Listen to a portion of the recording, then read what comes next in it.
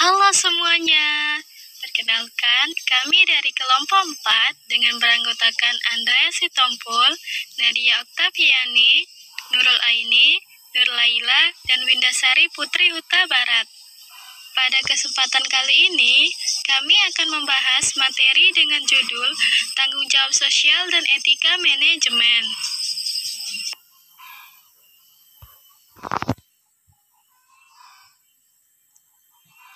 Pertama, pengertian tanggung jawab sosial.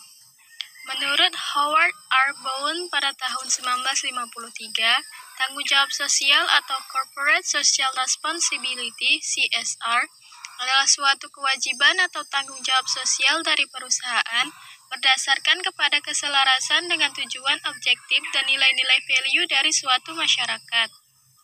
Menurut Fredrik, CSR dapat diartikan sebagai prinsip yang menerangkan perusahaan harus dapat bertanggung jawab terhadap efek dari setiap tindakan di dalam masyarakat maupun lingkungan. Sedangkan menurut Salem Sheikh berkata bahwa CSR merupakan tanggung jawab perusahaan, apakah bersifat sukarela atau berdasarkan undang-undang dalam pelaksanaan kewajiban sosial ekonomi di masyarakat. Dari ketiga definisi yang saya ambil seperti di atas, dapat ditarik kesimpulan bahwa sebenarnya CSR adalah suatu tindakan yang bersifat sukarela maupun yang telah diatur undang-undang. Tindakan tersebut mempunyai tujuan untuk menunjukkan sifat kepedulian sebuah perusahaan maupun lembaga terhadap karyawan, masyarakat sekitar perusahaan, masyarakat luas, lingkungan sekitar perusahaan atau lingkungan secara luas, sebagai komitmen tanggung jawab berkelanjutan mengenai dampak kegiatan perusahaan yang telah dilakukannya. Pengertian etika.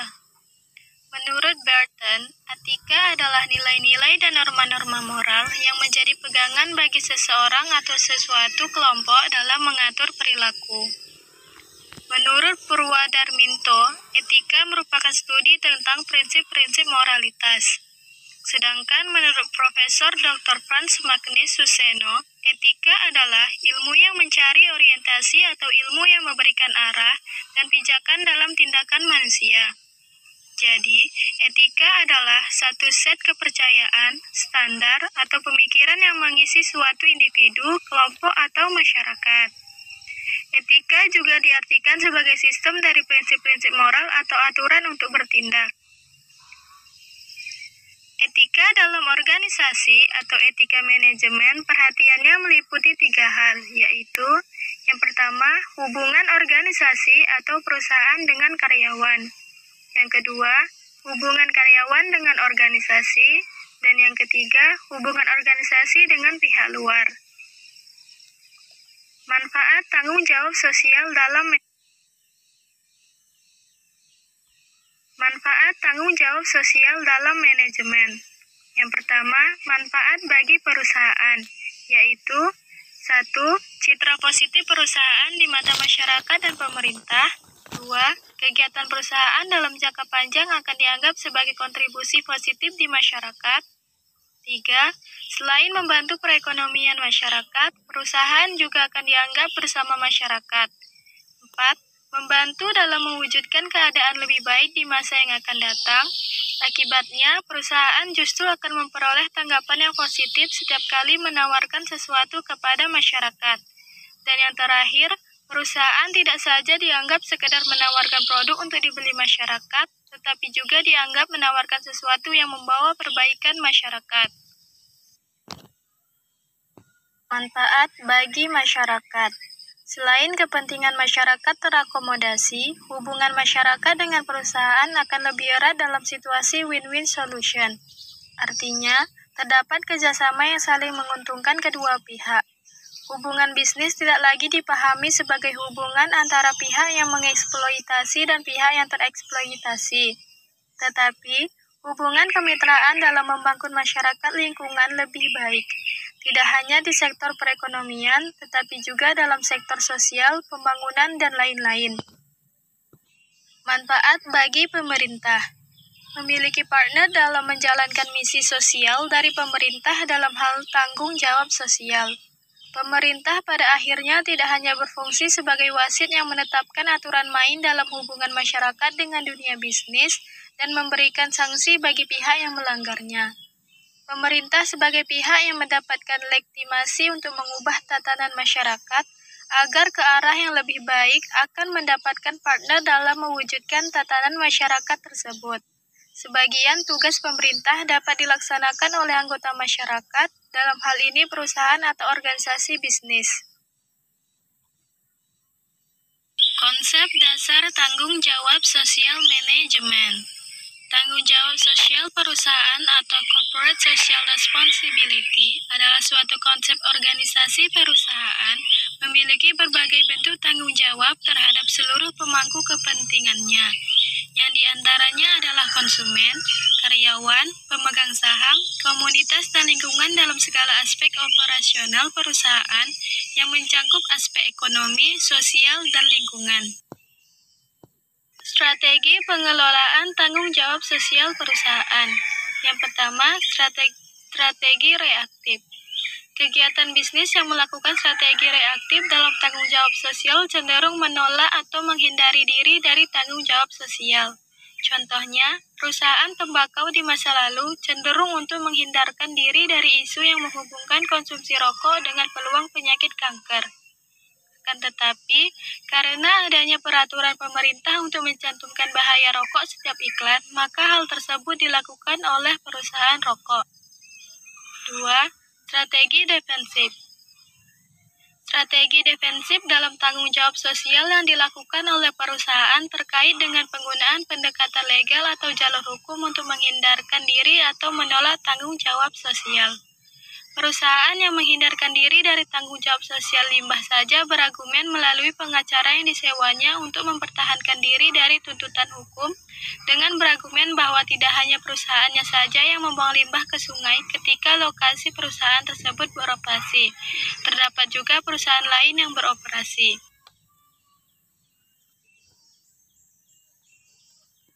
3. Strategi proaktif. Perusahaan memandang bahwa tanggung jawab sosial adalah bagian dari tanggung jawab untuk memuaskan stakeholder. Jika stakeholder terpuaskan, maka citra positif terhadap perusahaan akan terbangun. 4. Strategi akomodatif. Strategi akomodatif merupakan tanggung jawab sosial yang dijalankan perusahaan dikarenakan adanya tuntutan dari masyarakat dan lingkungan sekitar akan hal tersebut. Tindakan seperti ini terkait dengan strategi akomodatif dalam tanggung jawab sosial. Tanggung jawab sosial dapat mempengaruhi perusahaan. Tanggung jawab sosial perusahaan atau corporate social responsibility adalah konsep manajemen di mana perusahaan mengintegrasikan masalah sosial dan lingkungan dalam operasi bisnis mereka dan interaksi dengan pemangku kepentingan mereka. Di sini ada 4 jenis tanggung jawab sosial perusahaan. Adalah 1. Filantropis. Perusahaan terbesar di dunia sejalan dengan upaya filantropis. Microsoft bekerja sama dengan Bill and Melinda Gates Foundation untuk menghadirkan teknologi ke komunitas di seluruh dunia. Perusahaan memahami bahwa kesuksesan tidak hanya membutuhkan inovasi yang berkelanjutan, tetapi juga membangun generasi berikutnya yang mampu memahami, menggunakan, dan meningkatkan teknologi. Bahkan perusahaan kecil mendapat manfaat dari penyelarasan dengan tujuan filantropis. 2. Pelestarian lingkungan. Masalah lingkungan secara teratur menjadi berita utama, baik masalah jangka panjang seperti perubahan iklim global atau masalah yang lebih lokal seperti tumpahan bahan kimia beracun. Perusahaan yang menyelaraskan diri dalam upaya ini membantu meminimalkan masalah lingkungan dengan mengambil langkah-langkah seperti mengurangi jejak karbon mereka secara keseluruhan. Meskipun perusahaan besar mendapatkan sebagian besar perhatian karena komitmen lingkungan mereka, misalnya General Mills telah berkomitmen untuk mengurangi 28% emisi gas rumah kaca, namun ada banyak peluang untuk usaha kecil dan menengah juga. Ada banyak alternatif pembersih ramah lingkungan yang dapat membantu mengurangi penggunaan bahan kimia pembersih beracun yang keras. Semua langkah ini dapat memberikan kontribusi kecil, namun signifikan untuk memperbaiki lingkungan. Anda juga dapat meminta pemasok Anda untuk melakukan hal yang sama, memberitahu mereka bahwa tindakan menjaga lingkungan mereka akan menjadi faktor dalam keputusan pembelian Anda. Dengan demikian, Komitmen lingkungan Anda berlipat ganda di sepanjang rantai pasokan. 3. Praktik keragaman dan ketenagakerjaan.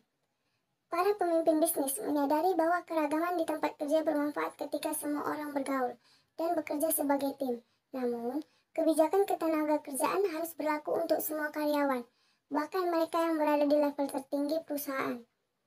Sebagai pemimpin bisnis, tinjau kebijakan dan protokol keragaman Anda sendiri untuk menangani keluhan dan pelanggaran apapun. Hal ini tidak hanya baik untuk citra perusahaan Anda, tetapi juga membantu membangun budaya perusahaan yang positif dengan semangat kerja yang baik dan produktivitas yang tinggi. 4. Mendukung upaya relawan serta kegiatan amal. Komunitas dan badan amal lokal selalu membutuhkan bantuan. Para pemimpin bisnis yang cerdas tahu bahwa terlibat dalam komunitas secara produktif juga baik untuk perusahaan.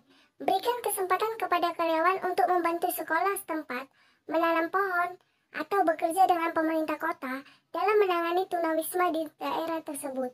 Para pemimpin bisnis memiliki kesempatan untuk memilih di mana akan menghabiskan upaya sukarela untuk membantu area lokal bersama dengan perusahaan.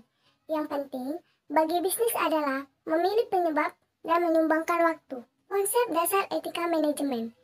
Konsep dasar etika manajemen dapat dibagi menjadi beberapa kelompok, diantaranya 1. Dimensi etika dalam manajemen.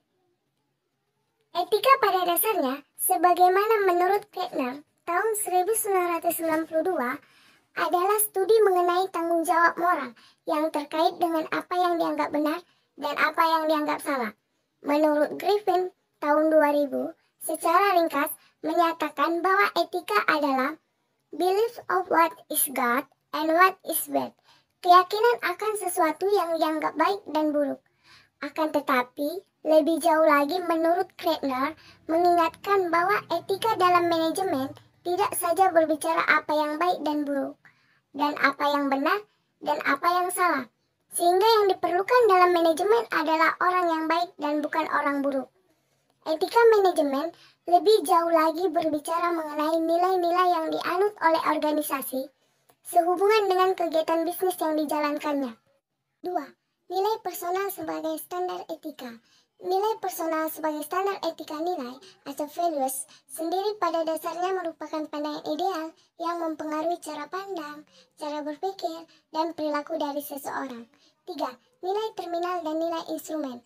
Nilai terminal adalah pandangan dan cara berpikir seseorang yang terwujud melalui perilakunya, yang didorong oleh motif dirinya dalam meraih sesuatu. Nilai instrumen adalah pandangan dan cara berpikir seseorang yang berlaku untuk segala keadaan dan diterima oleh semua pihak sebagai sesuatu yang memang harus diperhatikan dan dijalankan. 4. Pandangan empatis mengenai nilai personal.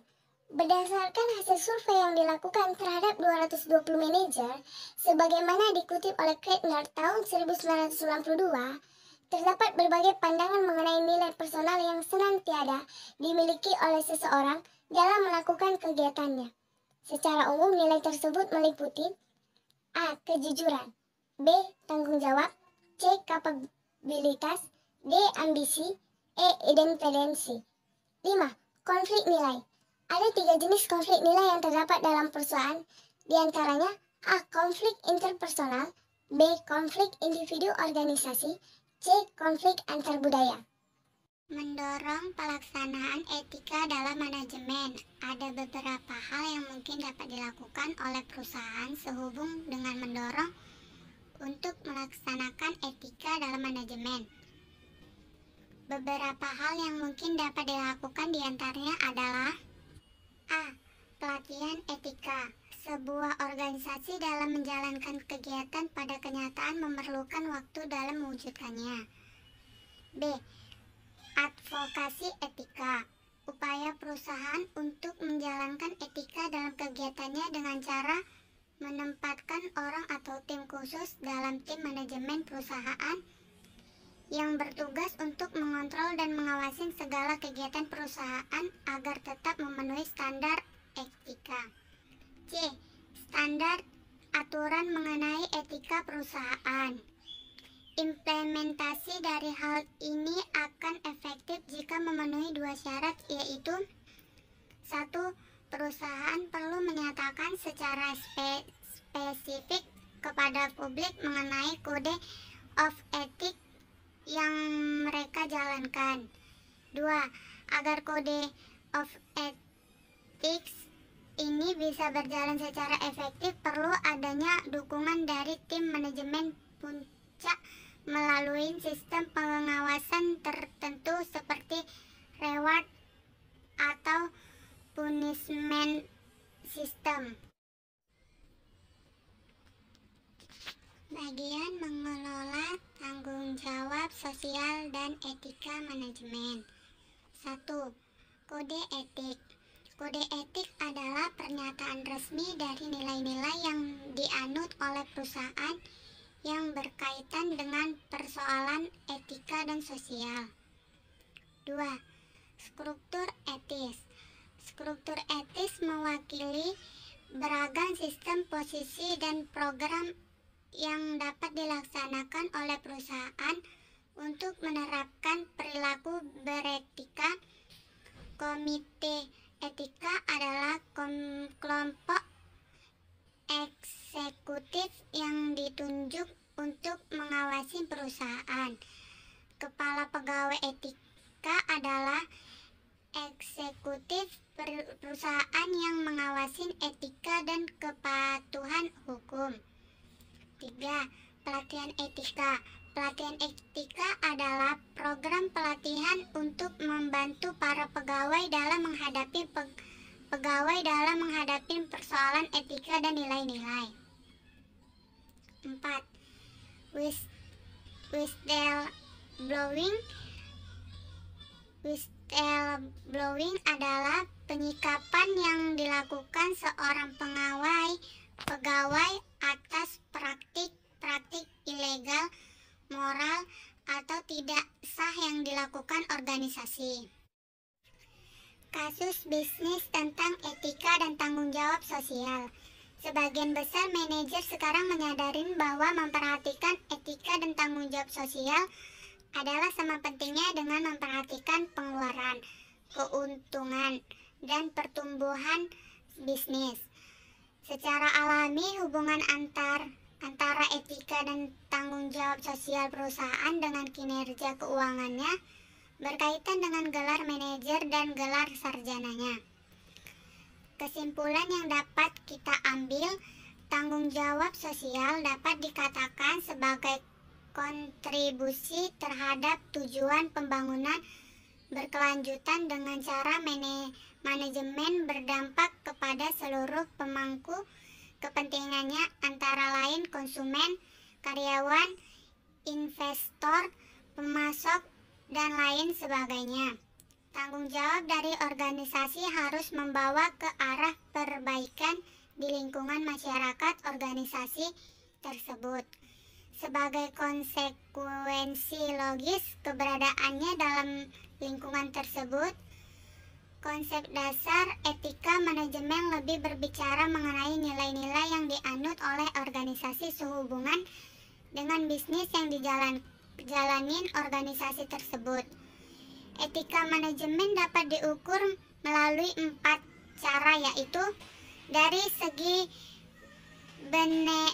benefit atau manfaat, pemenuhan hak-hak dari pemangku organisasi tersebut, prinsip keadilan, dan pemeliharaan organisasi yang bersangkutan.